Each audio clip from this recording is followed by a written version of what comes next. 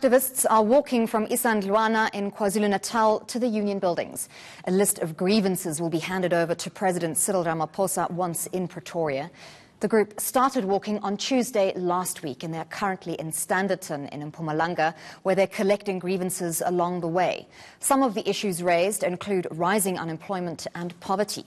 They'll also go past Liuko prison, where student Kanya Akesha is serving a 5-year sentence for burning a police van during the Fees Must Fall demonstrations.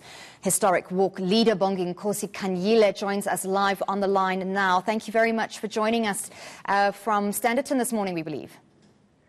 Thank you, my sister. How are you? I'm very good, thank you. I hope you've had a good Christmas on the road. Yeah. We've had it. The communities are very warm in Standerton. And so they're welcoming you, and that's fantastic. Give us a bit of context, firstly, as to why and how the idea for the walk came about and how you put that idea into action. Yeah, no, it came about when one was seated thinking about the conditions that we are subjected to.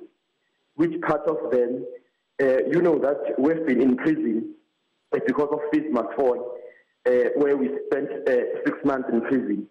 And we're thinking about my brother, Segeshe, who was sent to prison last year on the 4th of December, where he spent his Christmas, spent his New Year Eve in prison. And even this year, he has spent his Christmas and he's going to spend his New Year's Eve there in prison.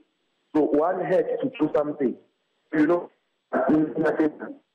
the little contribution that we can make, we had to do it. Then we said, let's organize a protest to union buildings where we are working peacefully, collecting grievances.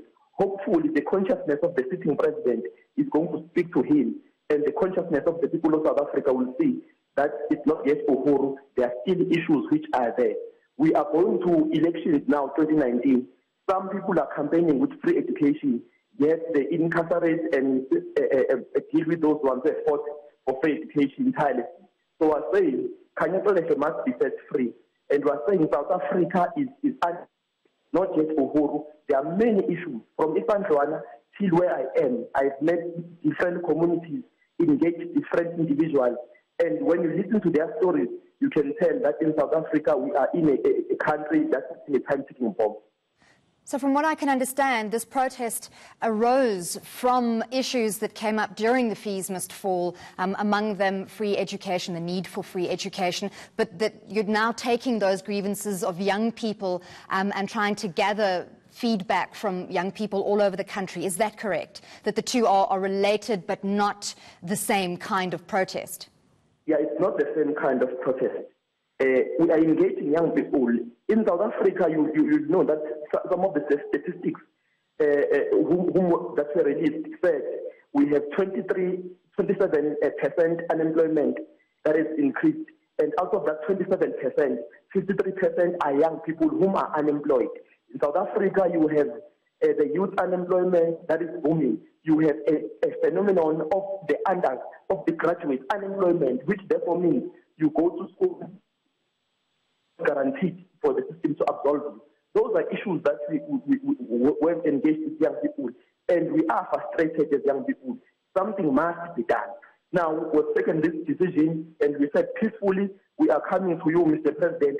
Hopefully, your consciousness will speak to you, and hopefully, when we arrive in Union Building, he will be there. If I was the president, I was going to meet these young men halfway, but he has not responded to us. He has not told us who's going to meet us, because we have wrote to him and said we are coming to him, yet he has said nothing, which speaks volume of him. Now, so tell me, how many people are walking with you? How big is this group, and what kind of traction and response are you getting from those you meet along the way? When we began with 32. The two of our guys got sick along the way. They had to go back at home. And we are joined with, in Mpumalanga, there are a group of around 10 to 8 people that have joined us. So we're close to 40. And there's this other group that's going to join us in Hildenberg. So there are many people who are promising that they'll join along the way. But others, they come, they meet us, they work with us, then they go back home. But the constant group now, which is moving, close to 40.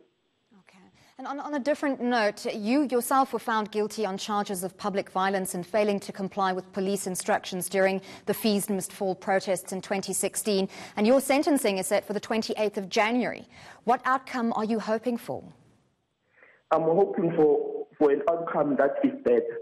But either or, whatever happens, it's not going to stop the struggle. I have accepted that each and every revolution has its own casualties. If I become a casualty, then so be it. I'm not worried. Whatever happens, they took me to prison for 6 months, so I'm used to that area. If they take me back there, it's fine. I'll do my sentence, come back and continue with the struggle. But I do believe that whatever we've done out of trying to make South Africa better. Whatever we've done out of great consciousness. And we've stood for an idea that is going to live forever, which is free decolonial education. So I'm not deterred, I'm not shaken. That sentencing will come and go, and we're going to continue with the struggle. Currently, we are saying the government must listen to the plight of our people on the ground. We've collected their grievances. Currently, I'm in Mpumalanga. When I engaged with some communities, we found that there is a crisis of autism in South Africa. People who are diagnosed with autism, they do not have hospitals. There's only one hospital in South Africa which deals with autism that is based in Pretoria. If you're in Mpumalanga, you must go to Pretoria for you to get treated for autism. If you're in KZN, if you're in Limpopo, it's only one hospital. And government is not saying nothing about that. And there are massive people whom are diagnosed with autism, yet nothing is being done. So the issues that we get on the ground are those issues that they keep us going? Are those issues that even if sometimes it feels difficult, even when your feet are swollen, but after engaging communities, you can see that what I'm in for the greater purpose. Therefore, I cannot give up now. So we're moving, and we've done out of 495 cases, we're only left with 200. So it means we will win. Victory stating. Well, thank you very much for taking the time to speak to us. That was Bonginkosi Kanyile, the leader for a group of activists walking from KwaZulu-Natal to the Union Building.